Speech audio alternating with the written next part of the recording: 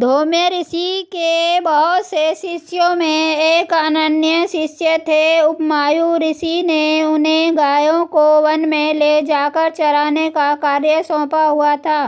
प्राचीन समय में शिष्य गुरु के आश्रम में ही निवास किया करते थे, वहीं से उनके भरण पोषण की व्यवस्था होती थी। शिष्यों को गुरु की खिदमत करने और उनकी सेवा करने से गुरु महाराज को खुश करने का भी सुअवसर प्रदान होता था। आश्रम में भरण पोषण के लिए सामान्यतः राजा द्वारा या सृष्टि द्वारा प्रदान दान और उसके साथ ही शिष्यों द्वारा की गई भिक्षा अर्जन की व्यवस्था थी। मिली हुई भिक्षा गुरु के चरणों में समर्पित कर दी जाती थी। गुरुजी उसमें से जो कुछ और जितना कुछ शिष्यों को दे देते थे, उसको उनमें ही संतोष हो जाता था।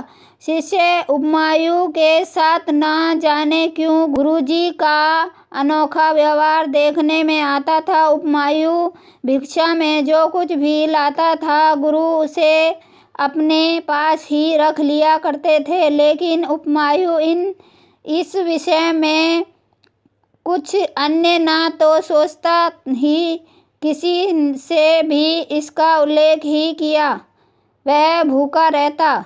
एक दिन ऋषि धौम्य ने अपने शिष्य उपमायु से कहा, उपमायु, तुम जो कुछ भी भिक्षा अर्जित करते हो वह तो मैं सब रख लेता हूँ, फिर तुम खाते क्या हो? तुम्हारा शरीर तो यथावत स्वस्थ रहता है।